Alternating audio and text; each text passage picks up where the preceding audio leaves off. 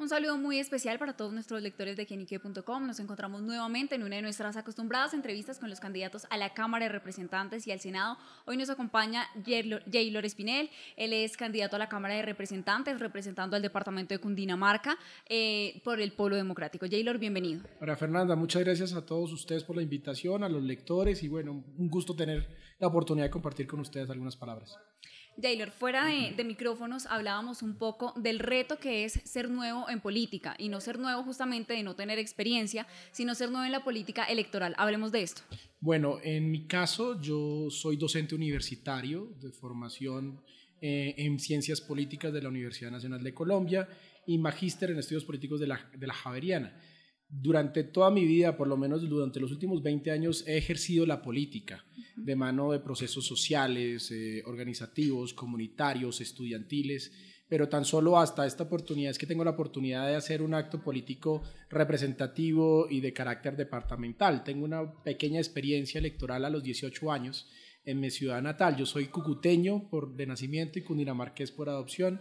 A los 18 años, te cuento, estrené mi cédula de ciudadanía siendo candidato al Consejo Municipal de Cúcuta. Una muy bonita experiencia que me compenetró con los temas de la política, los problemas sociales y la necesidad de poner la juventud en aquel entonces al servicio de la comunidad, de la gente más necesitada y también el gusto por la política. Su experiencia ha estado bastante inclinada al tema de la educación y la academia. Hábleme un poco de cómo es ese salto de la academia a las urnas. Bueno, realmente no es tal como un salto porque siempre he compaginado las dos labores.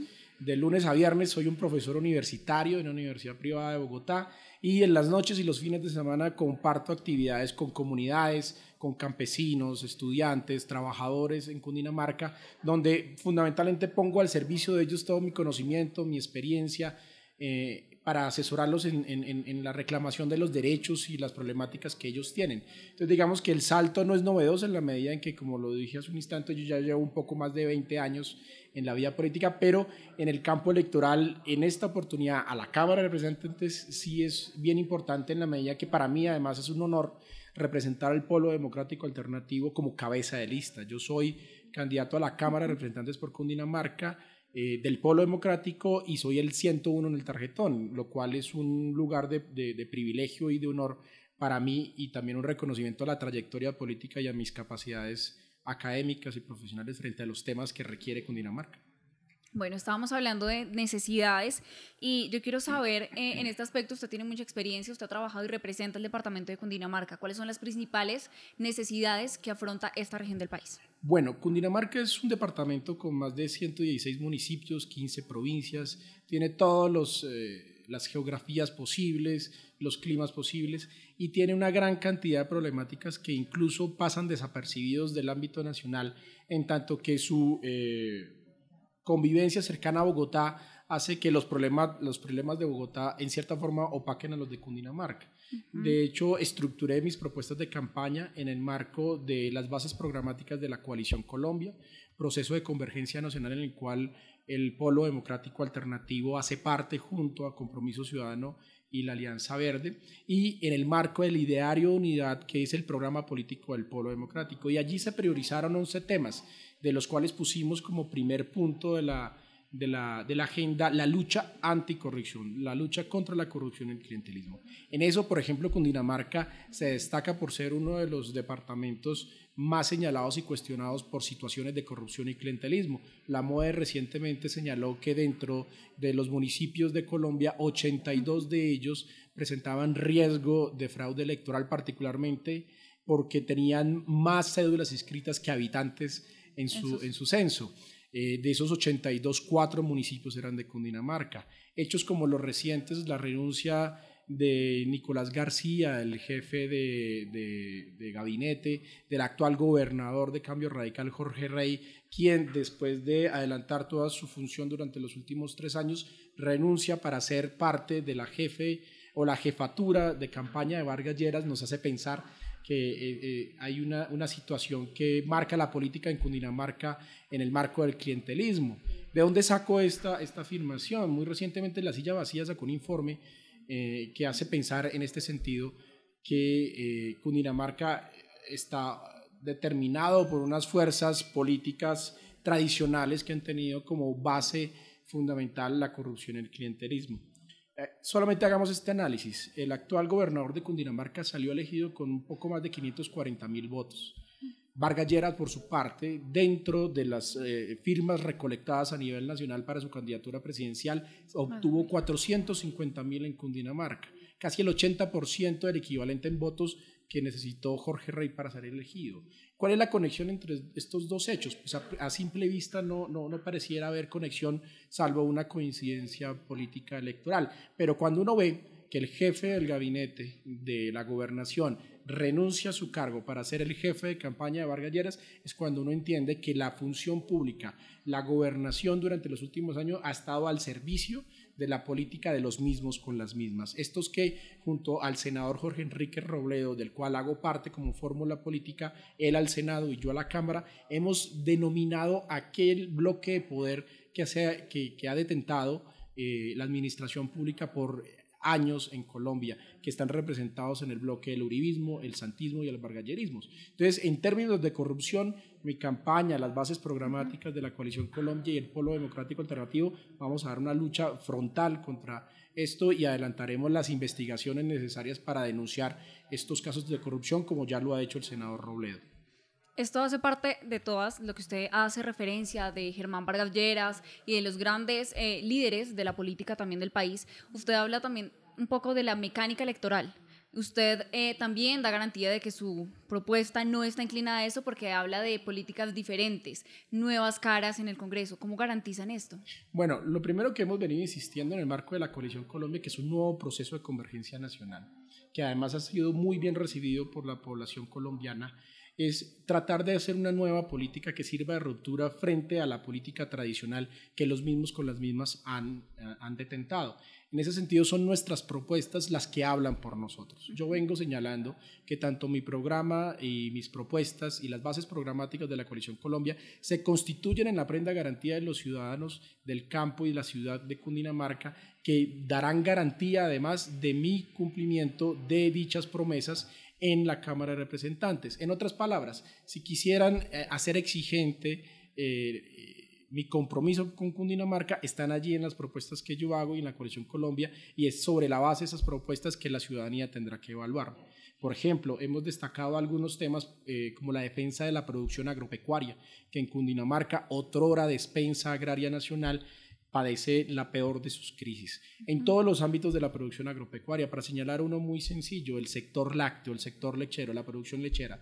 Hasta hace muy poco la provincia de Ubaté y particularmente el municipio de Ubaté ostentaba el título de la capital nacional de la leche. Hoy día ha sido desplazada por otras regiones, entre otras porque sufren una crisis profunda frente a la importación masiva de productos lácteos y de leche en el marco de los tratados de libre comercio, que para el año 2016 ascendía a un poco más de 53.000 toneladas de leche importadas en Cundinamarca, que tiene como consecuencia pues la quiebra de los productores pequeños y medianos de leche en Cundinamarca, que ha hecho que sus ganancias se vean reducidas, poniendo en riesgo no solamente su producción, sino también la vida familiar y la sostenibilidad de muchas familias en Cundinamarca. En ese sentido, la propuesta concreta es que en la Cámara de Cundinamarca vamos a adelantar los debates de control político y los proyectos de ley necesarios para defender la producción agropecuaria departamental y nacional sobre la base de decir no más importaciones.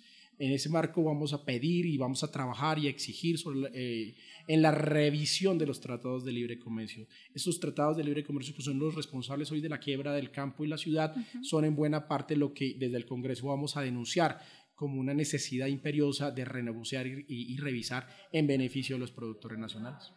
Me gustaría que ahondáramos un poquito en ese tema porque usted está representando uno de los departamentos más ricos de Colombia. Es un departamento rico en biodiversidad, en suelos y en, por supuesto, su gente. Y yo quiero hablar en este tema porque los campesinos han denunciado durante varios años ya una ruptura desde la producción al comercio. Y es ahí donde ellos pierden, es ahí donde están sus quejas. La comercialización de los productos es donde se ha afectado el bolsillo de los campesinos. Hablemos un poco de esto y del papel que el Estado debe tener frente a esta situación. La crisis agropecuaria es estructural, es nacional y en todos los ámbitos. Va desde el nivel de la producción hasta la comercialización, como la del consumo y el acceso a los alimentos. En ese sentido, la propuesta es una propuesta estructural. Yo la pongo en este sentido. Hace 2 años, en el 2016, yo hago parte de una organización nacional de defensores del agro que se llama Dignidad Agropecuaria Nacional. Propusimos e impulsamos la convocatoria ciudadana a un referendo por el agro. Un referendo por el agro que tenía la propuesta de adelantar una reforma constitucional que modificara 4 artículos de la Constitución que sirvieran como mecanismos de protección y compensación a los productores del agro, para que todas esas problemáticas que hoy se resumen en las problemáticas de producción, comercialización, se vieran resueltas con un papel más decisivo del Estado, de mayor acompañamiento y de mayor apoyo.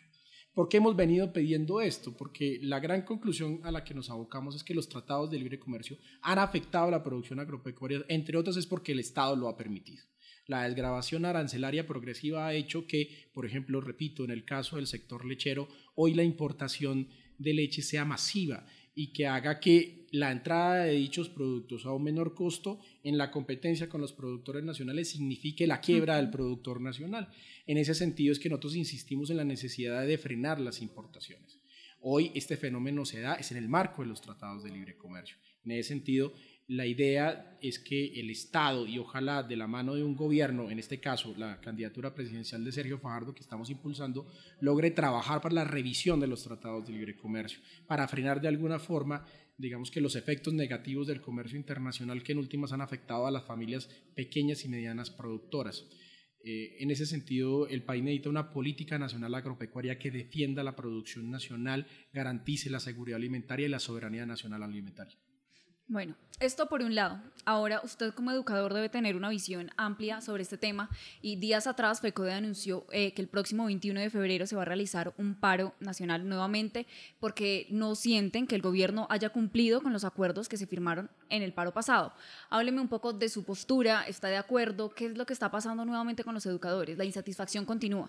Bueno, lo voy a decir de plano, yo respaldo las demandas, las justas demandas del magisterio colombiano.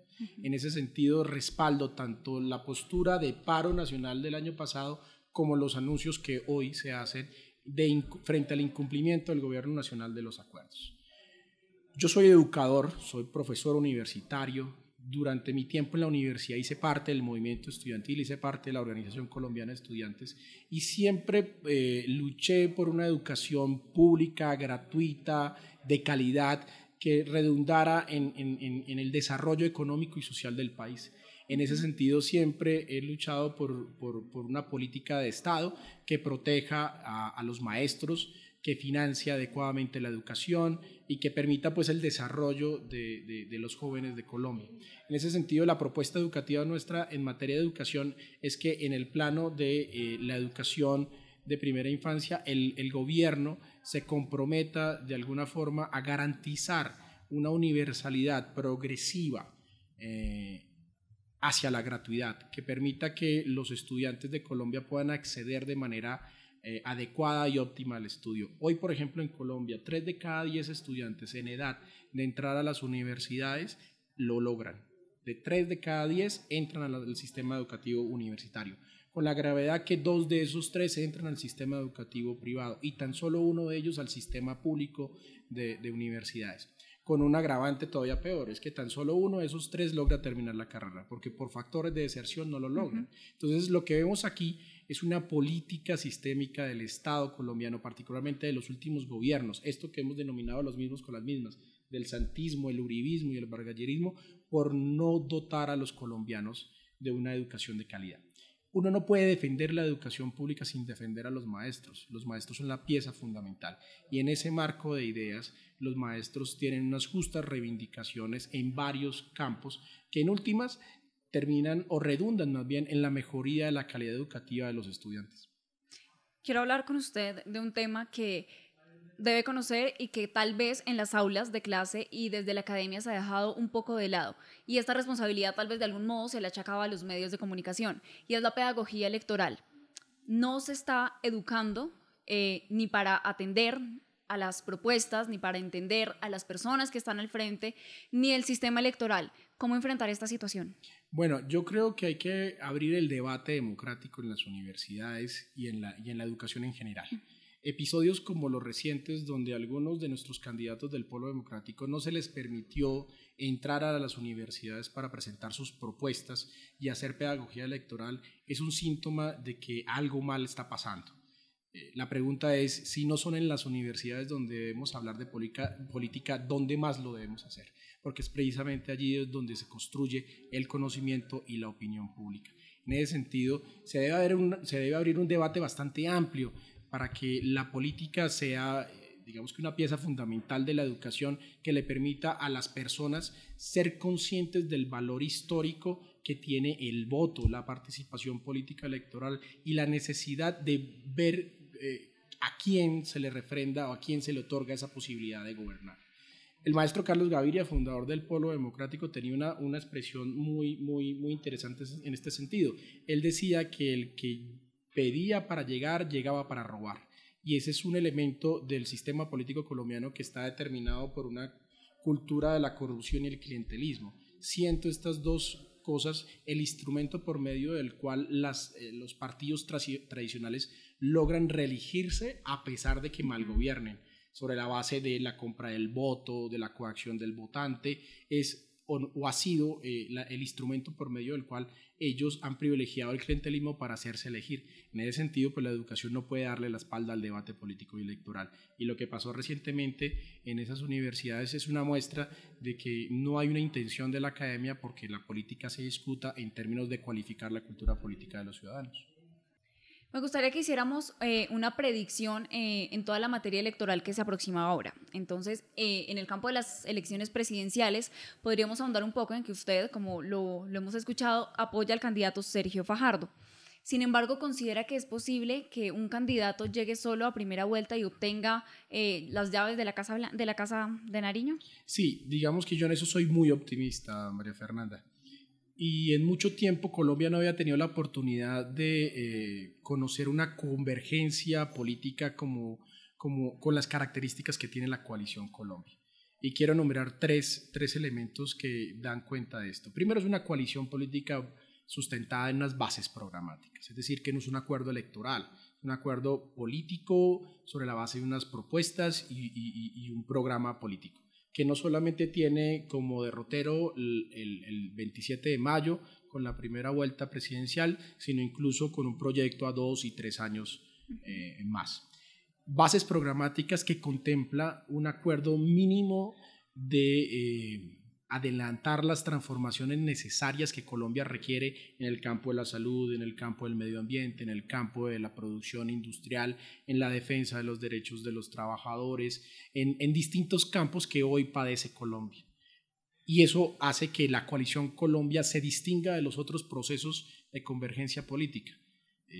Uno ve, por ejemplo, el intento de convergencia política que está tratando de configurar el Centro Democrático con otras fuerzas políticas de derecha y no encuentra allí una propuesta país, no hay unas bases programáticas, no hay un programa político que oriente la política. Por el otro lado, en el marco de la coalición que intenta de la calle Lombana por un lado y Gustavo Petro, menos. Ahí no hay una propuesta de país, no hay unas bases programáticas que lo sustenten. En el caso de la coalición Colombia las tenemos y se convierten no solamente en la prenda de garantía para adelantar las acciones políticas en conjunto con la coalición Colombia, el Partido Verde y el Polo Democrático, sino también una garantía para los electores de que esta es una coalición que se piensa Colombia, que la quiere transformar con una nueva forma de hacer política más serena, más tranquila, propositiva. Y en ese sentido, esa es la principal prenda de garantía que me hace a mí ser optimista de que en la primera vuelta presidencial Sergio Fajardo va a ser el principal ganador. La segunda garantía de esto es la forma en que los colombianos han recibido el surgimiento y la existencia de la coalición Colombia. Durante los últimos meses, Sergio Fajardo, el senador Jorge Enrique Robledo y Claudia López han adelantado una serie de giras por Colombia.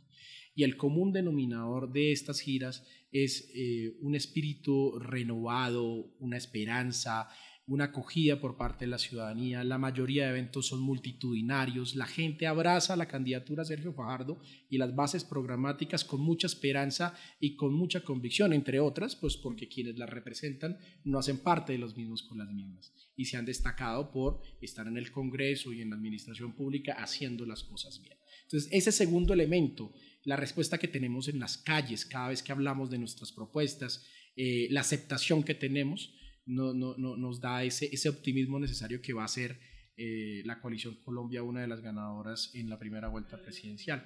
Y el tercer elemento y el más decisivo es que definitivamente algo estamos haciendo bien en la Coalición Colombia, que hemos recibido todo tipo de seducciones y ataques por parte de todos los sectores políticos. Si no estuviéramos haciendo bien las cosas, no estaríamos recibiendo ni invitaciones ni ataques. Y lo cierto es que los ataques y los coqueteos que se le ha hecho a la Coalición Colombia se ha hecho sobre la base de la importancia que ésta tiene. Acusaciones incluso temerarias, arbitrarias, frente a propuestas de nuestro candidato Sergio Fajardo que han resultado siendo totalmente falsas, dan muestra del temor, realmente del físico miedo que hoy las clases políticas tradicionales y ese bloque de poder que hemos denominado los mismos con las mismas tienen de una propuesta política diferente, una propuesta política que entre otras se intenta alejar del antagonismo que nos quiere proponer las clases tradicionales, entre otras esa vieja dicotomía liberal conservadora entre aquellos que apoyan la guerra y aquellos que votan por la paz, aquellos que votan por el no, aquellos que votaron por el sí en el plebiscito. Esta es una propuesta de país, por eso nos llamamos Coalición Colombia, que intenta dejar a un lado esa polarización, trata de generar la esperanza suficiente sobre la serenidad y unas propuestas concretas de cambio. En ese sentido, pues somos optimistas. Casualmente, muy pronto tendremos una gira en Cundinamarca, en el municipio de Ubaté y Zipaquirá, con el candidato Sergio Fajardo, Claudia López y con Jorge Robledo, y la expectativa es insuperable, y sobre todo en Cundinamarca, que tiene una tradición política muy ligada a la corrupción y el clientelismo. La Coalición Colombia se presenta como un aire fresco que genera esperanza, optimismo. En ese sentido, yo creo que la primera vuelta presidencial va a ser realmente el 11 de marzo. Dependerá de la capacidad que tengamos de aumentar nuestra bancada en el Parlamento. Me refiero a las fuerzas que la componemos, los candidatos desde el Partido Verde y el Partido Polo, la posibilidad de que Sergio Fajardo allane el camino hacia las presidenciales y por ende hacia la Casa de Nariño. ¿Cree que en estas elecciones legislativas los partidos políticos tradicionales que se han visto involucrados en escándalos de corrupción, en diferentes tipos de mecánicas que no han sido bien vistas por la opinión pública, van a sentirse derrotados por otros movimientos que están surgiendo ahora? Bueno, en las parlamentarias sucede otra cosa. Digamos que en las parlamentarias la situación es un poco más adversa para propuestas políticas alternativas como la nuestra, en el sentido en que los partidos tradicionales se preparan durante 4 años para tener los recursos económicos y la maquinaria política electoral necesaria para ganar estas elecciones, entre otros porque el Congreso se convirtió en el fortín político para que las clases políticas en las regiones logren las prebendas del Ejecutivo durante su ejercicio parlamentario.